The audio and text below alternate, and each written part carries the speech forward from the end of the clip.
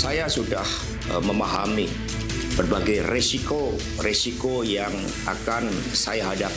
Dan ketika aparat penegak hukum digunakan dengan segala cara untuk melakukan intimidasi, maka pilihan untuk menghadapi tembok tebal kekuasaan itu wajib dilakukan oleh kader-kader PDI Perjuangan. Untuk tersangkanya baru ada 3, saudara HM, saudara HK, dan saudara DTI. Berkas yang nantinya akan dilimpahkan dari penyidik ke jaksa penuntut umum hanya 3 tersangka itu. Jadi pada saat saya pulang ke Indonesia, saya dititipi beberapa dokumen penting dan sudah saya amankan dan saya sudah notariskan di Rusia ini. Ya bisa saja itu jadi bom waktu. Koni Bakri sempat menyebut nama Ibu Iriana Jokowi untuk jangan tenang-tenang saja, itu responnya gimana Pak? Biasa aja, dibilang PKI, dibilang anaknya Gerwani, dibilang anti AC, dibilang anti ASEAN, dibilang ijazahnya palsu, komplit.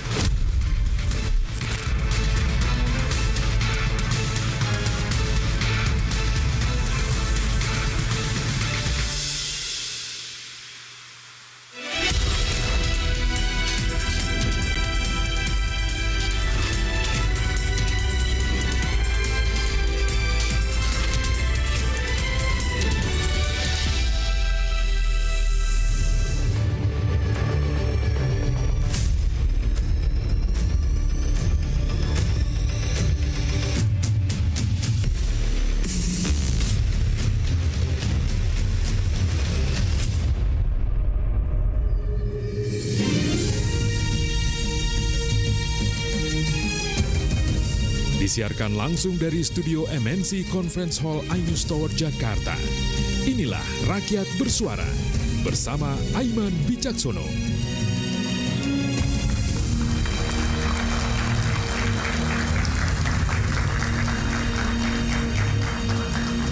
Bom waktu skandal pejabat. Ada 3 pertanyaan. Pertama, apa jenisnya? Siapa pejabatnya? Dan kapan bom waktu skandal akan diledakkan? Benarkah dokumen itu nyata atau hanya sebatas gertakan belaka? Saya Aiman Wicaksono. Inilah Rakyat Bersuara.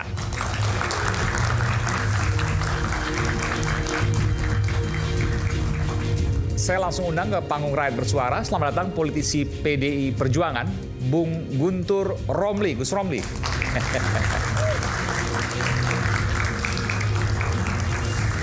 Silakan, Bang Gun Romli, sebelah sini. Kemudian saya panggilkan politisi Partai Solidaritas Indonesia, Mas Ade Armando.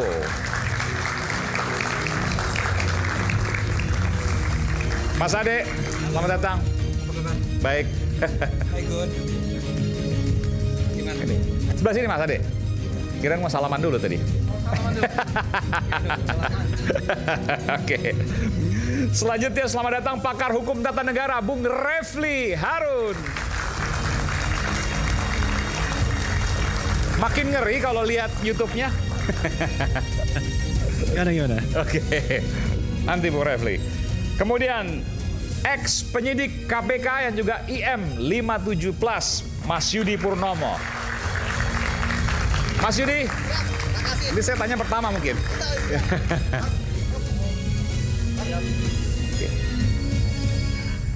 Selanjutnya Wakil Ketua Umum Jokowi Mania, Joman Andi Azwan. Bung Andi, selamat datang. Selamat malam. Malam, Kang Aiman, sehat? Sehat? Wah, luar biasa. Ya, Bang Refli. Guntur. Dan nanti kami akan panggilkan masih dalam perjalanan Bung Rocky Gerung, akademisi, dan juga pada segmen setelah ini nanti kita juga akan panggilkan Mbak Koni Rahakundini Bakri langsung dari Rusia. Tapi nanti saya ingatkan pada para narasumber bahwa hari ini ya, bahkan kita selalu live ya, kita selalu bersiaran langsung. Jadi apa yang disampaikan tidak pernah bisa ditarik kembali. Dan apa yang disampaikan tentu harus bertanggung jawab pada pemirsa. Baik, Kita langsung menuju saya ke Bung Yudi dulu deh. Bung Yudi, hari ini kita mendengarkan ada peristiwa ya penggeledahan di rumah Sekjen PDIP Hasto Kristianto. Penyidik melakukan penggeledahan, tapi ada dua sisi nih. Tadi kuasa hukum dari Mas Hasto mengatakan bahwa nggak ada yang diambil, nggak signifikan, cuma ada 1 atau 2 barang. Lebih banyak bercanda-bercanda, ketawa-tawa. Tapi kemudian biasanya kalau penggeledahan itu dilakukan artinya penyidik sudah yakin akan ada tindak pidana. Yang mana sebenarnya yang benar sesungguhnya? Ya, tentu ketika melakukan penggeledahan, Mas Aiman ya, itu bukanlah sembarangan ya. Tentu sudah diuji. Ya, mengapa harus menggeledah tempat tersebut? Yang kemudian dikeluarkanlah surat perintah penggeledahan. Bahwa kami penyidik ya, ketika kemudian melakukan penggeledahan, tentu ada banyak hal yang ingin didapatkan. Pertama, barang bukti. Ya, kemudian yang kedua, apakah ada orang yang bersembunyi di sana? Ya, yang ketiga, menemukan orang dan lain sebagainya. Saya menganalisis bahwa ketika penyidik hari ini melakukan penggeledahan, tentu saya duga ada kaitan bahwa mereka ingin ya mengetahui keberadaannya Pak Hasto di mana. Karena sampai saat ini kan kita belum Tapi bisa. kalau penggeledahan kan kalau untuk mencari di mana Mas Hasto gampang kan? Ya, karena penyidik saya melihat sekelas KPK kan bisa jadi penyidik berbagai cara lah. Iya, bisa berjaya. Itu kan salah satunya makanya. Oke. Karena penyidik mungkin ingin menyampaikan surat pemanggilan ulang. Kan kemarin kan Pak Hasto nggak datang dan minta reschedule. Ya, oleh karena itu bisa jadi penyidik pun kemudian kita akan penggeledahan dan kemudian tadi kan disampaikan ada barang yang ditemukan dan saya pikir ketika ada barang yang diambil itu pasti ada hubungannya ya dengan perkara yang dimaksud. Seperti itu Mas Aiman. Jadi Anda menyimpulkan bahwa penyidik meyakini bahwa tindak pidana itu nyata, begitu ya? Dari kemarin kan kita sudah mengatakan bahwa itu nyata. Tinggal bagaimana pembuktiannya di pengadilan. Ini kan dia masih statusnya tersangka. Tentu kita harus hargai Mas Hasto asas praduga tidak bersalah ya. Nah, namun dengan telah ditetapkan sebagai tersangka, ini kan ada satu keyakinan dari penyidik ya, kemudian untuk melengkapi berkas dan kemudian dibawa ke pengadilan seperti itu. Dan kemudian ketika ada tindakan penggeledahan, saya pikir ini sebenarnya merupakan hal yang biasa ya di dalam suatu tindakan penyidik ya. Artinya bahwa tentu penyidik sudah melakukan ini ya rencana ya, termasuk pada hari ini. Kita nggak tahu mana lagi yang digeledah, mana lagi saksi yang dipanggil. Kan kita lihat dalam beberapa hari ini kan banyak kejutan-kejutan yang dilakukan oleh penyidik KPK, termasuk memanggil Pak Sompi, ya kan, kemarin Wahyu Setiawan, termasuk ada salah satu mantan anggota Bawaslu juga. Cepat jalannya nih ya? Cepat sekali. Ini yang saya menarik ya, bahwa KPK sepertinya melakukan sprint kalau saya katakan. Seperti itu Mas Aiman. Oke. Bung Gun Romli, ada komentar soal ini? Ya, soal penyidik KPK yakin katanya dan cepat tadi sprint katanya. Ya, soal penggeledahan ini bagi kami itu keanehan. Pertama, ketika menetapkan tersangka Mas Hasto, Ketua KPK menyampaikan sudah banyak bukti-bukti yang didapat. Terus penggeledahan ini untuk apa? Kemudian disampaikan juga tadi, saya juga mengontak kuasa hukumnya Mas Hasto yang di sana. Juga KPK tidak menemukan suatu hal yang berarti. Baik, ini yang keanehan yang kedua. Jadi bagi kami ini adalah upaya hanya untuk pengalihan isu.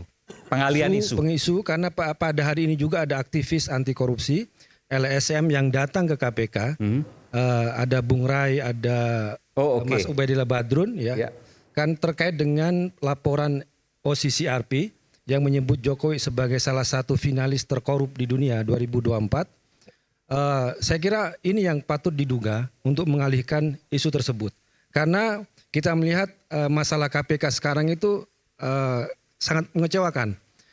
Mengapa kita sebut dengan sebuah pengalihan isu? Karena itu bisa masuk akal ketika sebelumnya KPK menggeledah kantor BI dan sudah diumumkan tersangka 2 orang oleh Deputi Penyidikan, kemudian diralat oleh juru bicara KPK.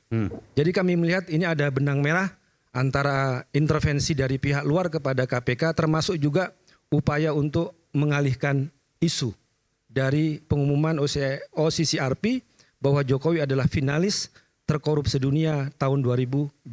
Begitu. Pengalihan isu, Bung. Ya, saya pikir begini, harus diluruskan ya bahwa memang kasus karena kan berbeda-beda. Satgas yang menangani kasus BI berbeda, Satgas yang menangani kasus Pak Hasto berbeda, kemudian orang yang menerima laporan kalau yang tadi benar ada yang melaporkan berbeda-beda. Jadi semua punya tupoksi masing-masing, ya kan? Jadi tidak ada campur tidak ada campur baurnya, termasuk ketika hari ini misalnya penyidik melakukan penggeledahan, tentu kan mereka sudah merencanakan dari lama dan tidak ada mereka tahu bahwa wah hari ini ada lapor nggak tahu. Ini kan sebuah hal yang berbeda menurut saya. Tapi kalau sekali lagi kalau mau dicocok lagi ya silakan saja kan begitu. Ya, bagi saya nggak bisa diterima alasan itu karena itu masuk dalam suatu kelembagaan. Apakah Anda mengatakan bahwa untuk satgasnya kasusnya Mas Hasto itu tidak bisa diintervensi, sementara satgas untuk yang menggeledah kantor BU itu bisa diintervensi? Enggak. Itu sama-sama yang mengatakan bahwa lembaga KPK itu bisa diintervensi. Bukan apalagi diintervensi, tapi tadi memang Mas Yudi, Mas Yudi, pelan ini kita gantian aja Mas Yudi. Tadi Anda juga mengatakan bahwa dan bagi saya juga suatu keanehan, tiba-tiba ini seperti sprint. Ya, memanggil banyak saksi dan sebagainya, dan ada keanehan di situ. Padahal dalam kasus-kasus yang lain KPK sangat lambat. Termasuk tadi yang diadukan oleh Ubadillah Badrun terkait dengan dugaan korupsi, kolusi, nepotisme, pencucian uang keluarganya Jokowi, ya, anaknya Jokowi. Itu kan sudah berapa kali dilaporkan dan tidak ada progres terkait hal itu.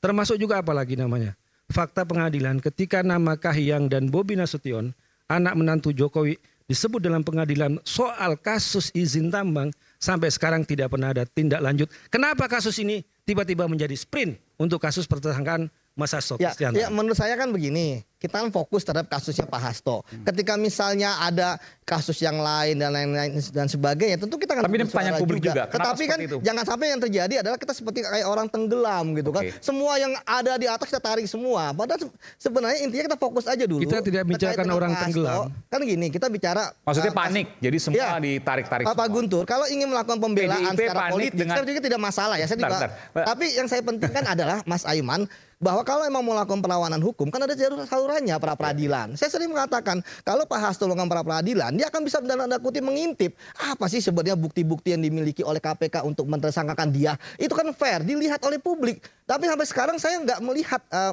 Bang Guntur ya bahwa Pak Hasto mau melakukan pra peradilan. Padahal itu adalah perlawanan yang paling penting ya dibandingkan dengan misalnya pernyataan-pernyataan terkait dengan politik, video dan sebagainya. Bagi saya disitulah sebenarnya krusialnya. Dan saya pun juga ingin memantau kalau memang kasusnya ternyata buktinya KPK nggak kuat, pasti saya bisa menganalisis wah ini nggak kuat nih.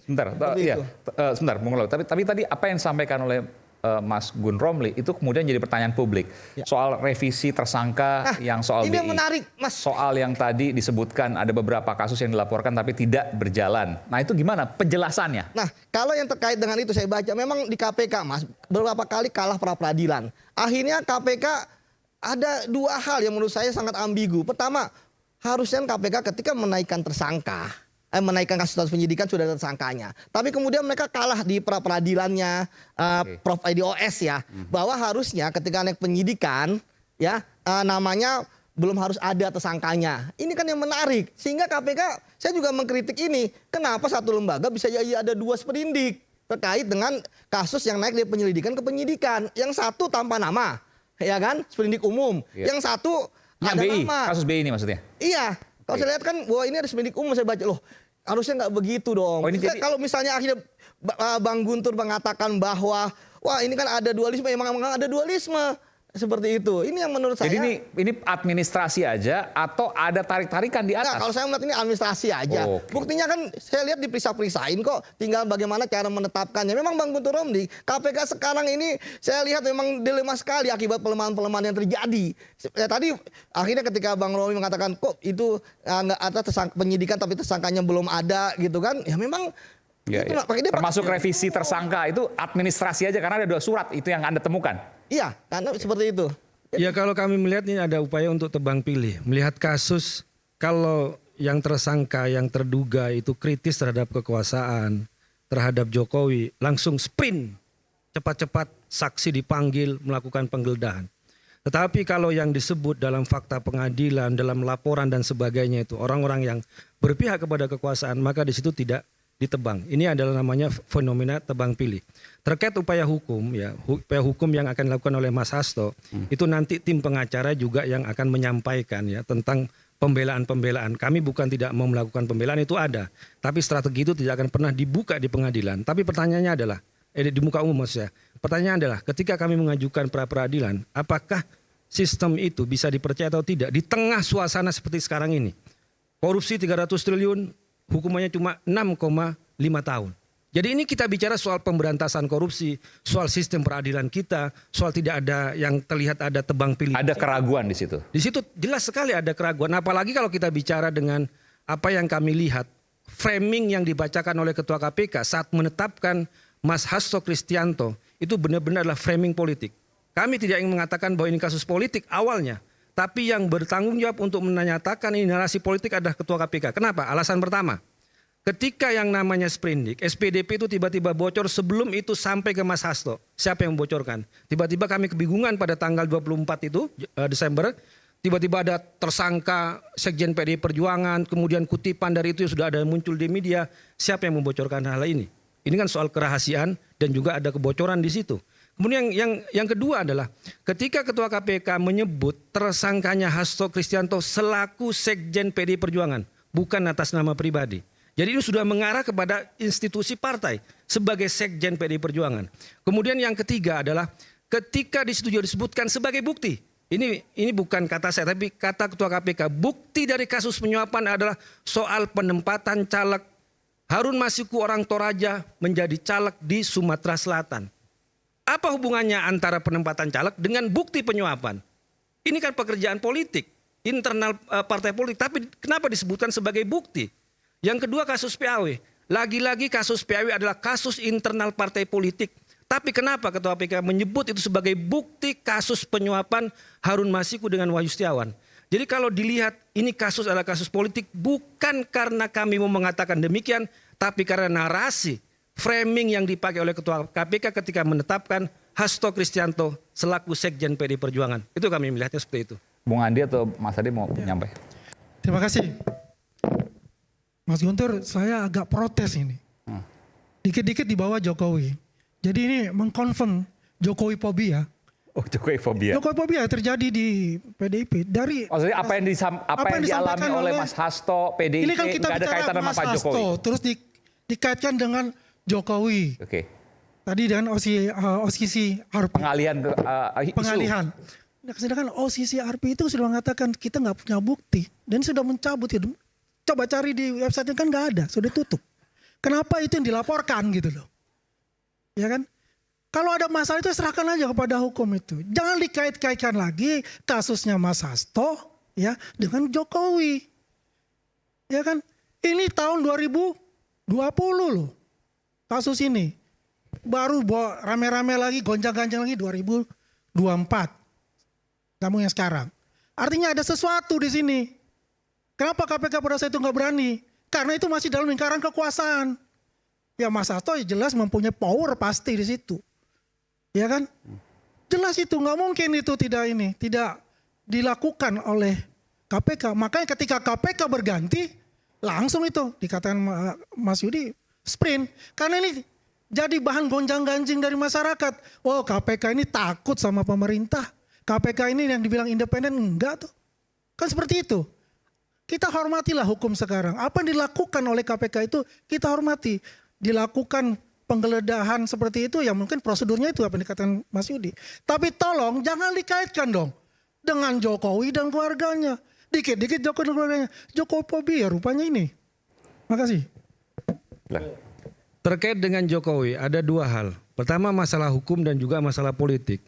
Masalah hukum adalah ketika saya menyebut nama Jokowi, saya ingin mencontohkan ada kasus tebang pilih di sini. Jadi KPK sangat tajam kepada kasus Sekjen PDI Perjuangan, tapi sangat tumpul kepada Jokowi dan keluarganya. Jangan lupa, nama Jokowi disebut dalam pengadilan kasus korupsi. Kasusnya mantan Dirut Pertamina, Karen Agustiawan. Yasin Limpo disebutkan juga, Joni Plate disebutkan juga, dan beberapa kasus yang lain. Ini adalah fakta-fakta pengadilan penyebutan nama Jokowi di situ. Kemudian juga saya katakan tadi, penyebutan Jokowi dan keluarga bukan juga dari saya, tapi laporan misalnya Ubedillah Badrun yang sudah mungkin ini yang ketiga kali dia menyampaikan laporan kepada KPK. Kemudian juga apalagi apa yang disampaikan oleh almarhum Faisal Basri yang videonya sangat viral. Dugaan penyelundupan biji nikel yang merugikan negara ratusan triliun dan menyebut nama Bobi Nasution, menantu Jokowi sebagai salah satu yang diduga terlibat dalam kasus ini. Kemudian juga Blok Medan dan semuanya ini kan nama-nama yang sudah beredar di publik. Bukan kita ingin mengatakan benci kepada Jokowi atau fobia kepada Jokowi, tapi adalah fakta hukum. Kemudian juga adalah fakta politik. karena kami juga apa yang disampaikan oleh Sekjen PDI Perjuangan ya, ketika sebelum ditersangkakan tersangka oleh KPK, ada yang datang kepada dia dan dia itu sudah dikutip oleh majalah Tempo bahwa kalau sampai Jokowi dan keluarganya dipecat, maka akan ditersangkakan kasus Harun Masiku. Dan ancaman ini, pesan ini tidak hanya pada tahun 2024, tapi sudah setahun lebih dari tahun 2023. Setiap Mas Hasto, Sekjen PDI Perjuangan berbicara kritis, berbicara lantang, selalu ditakut-takuti dengan kasus Harun Masiku. Tapi karena dia yakin tidak pernah terlibat dengan kasus Harun Masiku, segala pesan, segala ancaman, segala intimidasi tidak dihiraukan. Dan tidak takluk, tetap keras, tetap lantang bersuara kalau demi kebaikan negeri ini. Begitu, Mas. Coba pertanyaan tadi, di mana kemudian benang merah Pak Jokowi misalnya di dalam kasus Mas Hasto? Seberapa bisa ia yang bukan presiden lagi kemudian mencawe-cawe? Ya kalau kita melihat apa yang disampaikan oleh Mbak Bivitri, bahwa komisioner KPK saat ini adalah orang yang dipilih dan ditetapkan oleh Jokowi. Dan Pak Prabowo hanya melantik. Ya. Kemudian juga seakan-akan dari banyak kasus yang ada di KPK yang merugikan negara triliunan, termasuk juga buronan yang lebih lama yang dari namanya Harun Masiku, yang namanya Kirana Timing kalau nggak nama Tionghoanya dari sejak 2017. Seakan-akan itu bukan prioritas, tapi yang prioritasnya adalah mentersangkakan Sekjen PDI Perjuangan yang baru dipecat. Saya nggak setuju kayak begini, itu. Ya kan? Kalau begini ini sudah mengkonfirm aja, sudah Jokowi Popia benar di sini, teman-teman ini kita ini. Ya bahwa kan? tadi kemudian pimpinan KPK adalah dalam tanda kutip orangnya Jokowi, itu gimana? Tadi mengatakan Mbak Bivitri dipilih dan ya mengatakan mengkonfirmasi itu bahwasanya itu orang KPK adalah dipilih Jokowi. Bagaimana dikatakan dipilih Jokowi? Sedangkan itu dipilih di DPR RI melalui proses, betul nggak, Mas Yudi? Melalui proses yang pilih itu DPR RI termasuk PDIP. Ya kan bukan dari Jokowi. Jokowi tinggal mengesahkan. Tok. Oke, sudah confirm semua. Oke, saya tanda tangan ya. Yang memilih panselnya siapa? Yang menyeleksi. Loh, kemudian yang menyeleksi pansel ada tim pansel. Dari 10 calon komisioner KPK juga siapa? Ke DPR. Loh, Anda punya juga loh PDIP. Iya, semua partai-partai itu punya jagoan-jagoan di dalam yang itu. Yang disodorkan adalah terbatas ya kan? Dari nama-nama yang itu. Ya berarti tidak. Ya itulah keputusan pilihan. Mas Guntur. Ya, ini udah rahasia umum. Rahasia umum kayak mana? Masing-masing itu, ya, itu kan proses ada pansel, kemudian dipilih oleh DPR. Itu pasti adalah lobby-lobby di situ. Gue pilih lo, ya ntar lu dukung gua. Udahlah, itu sudah rahasia umum untuk bicara itu. Tapi Jokowi. Jangan mengatakan bahwa itu dipilih oleh Jokowi. Lah memang Jokowi pada akhirnya confirm kan banyak suara dari kelompok sipil. Jangan sampai namanya Jokowi menetapkan ketua KPK. Biarkanlah itu diberikan kepada Presiden Prabowo. Kan banyak sampai yang namanya Maki Bonyamin juga menggugat ya ke MK karena menurut dia itu seharusnya yang memilih seleksi dan sebagainya adalah perodanya Pak Prabowo. Ini juga kritik dari masyarakat muncul lah. Mas, itulah. Ya, kita jangan bicara sekarang. Kemarin-kemarin pun presiden-presiden pun itu tanda tangan. Yang mengesahkan itu semua. Itu melalui pansel. Melalui pansel terus kemudian yang milih pansel siapa? Ya jelas itu kan presiden untuk masuk pansel ya. Yang menyeleksi puluhan calon siapa?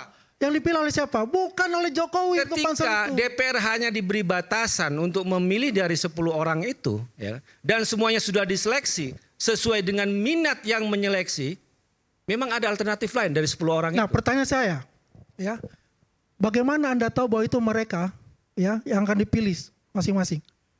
Kalau bukan mungkin dari partai Anda. Saya pilih Pak Wawan ya. Pak Wawan Setan itu punyanya PDIP. Si A atau si B itu punya saya. Udahlah, itu sudah pasti ada diskusi-diskusi di dalamnya itu. Ya. Saya tidak mendengar informasi itu bahwa yang dihadirkan pada calon-calon di situ sudah diseleksi oleh Presiden Jokowi. Apalagi kalau kita tidak bisa mencerna dengan cermat. Jangan lupa secangkir kopi hangat yang nikmat untuk menemani kebersamaan dalam program Rakyat Bersuara bersama saya Aiman Wicaksono. Segera kembali.